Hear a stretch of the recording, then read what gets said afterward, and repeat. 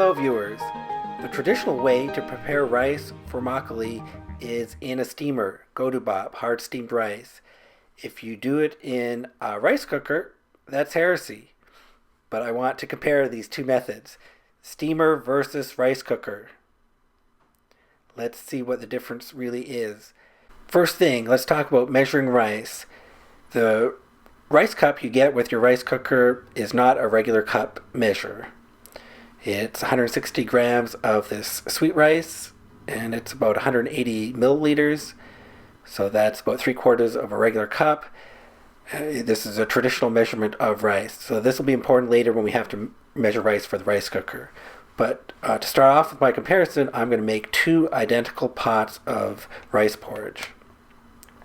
So 200 grams of rice flour, 800 milliliters of water. So these are the same. Stir until thick and cool to room temperature. And also I'm making two identical naruk mixtures. This is my standard Yeongju recipe so far. So pour the porridge in the fermentation jar, add the naruk mixture, close it loosely. These two jars are identical and I stir them twice a day for 2 days. Now I'll prepare rice two different ways. First in the steamer to make godubap like normal, and secondly in the rice cooker for comparison. So I soak my rice for the steamer, drain it, and then steam it for 40 minutes. This is my normal Yeongju recipe, so this is what I'm going to be comparing against.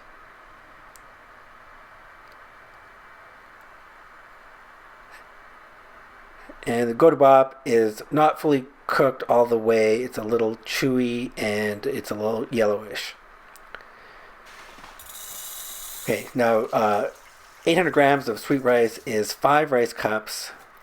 After soaking, it expands, so it's already above the 5-cup marker. So I had to add extra water. I put it up to 6 and cooked it in my rice cooker, which on the hard setting. Wanted it to be a little hard, but it cooked it really soft anyhow. So it's fully cooked, very soft and sticky, more water content. So because of the extra water content, jar B is more full than jar A. Now you can see the progress of the fermentation. Jar B is faster at fermenting. Definitely. So this day I stirred both the jars to feel the texture and to get a little taste. It definitely wasn't done yet. Needed to ferment more. This was a pretty cool period. So the fermentation was slow.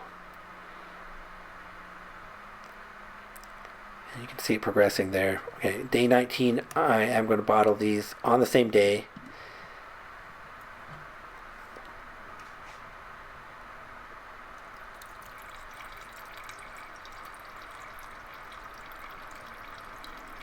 Again, jar A is the traditional recipe. Jar B is the heretical recipe that uses the rice cooker instead of the steamer.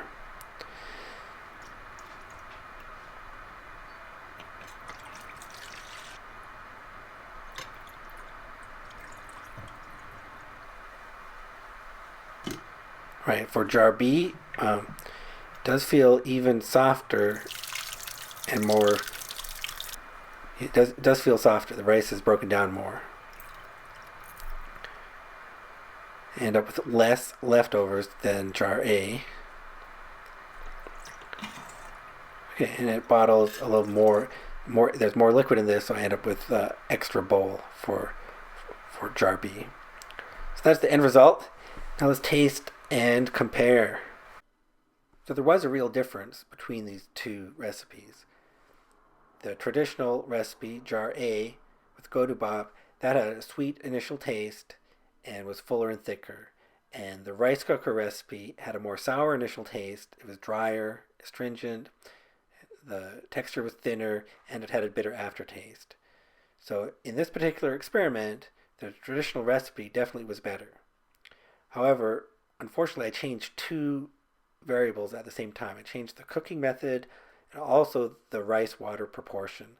So I really need to repeat this experiment in a way that keeps the proportion of rice to water the same in jar B. I'll show you that later. But for now, this is what I this is what I found out from this experiment. If you like this video, please subscribe. Thank you for watching.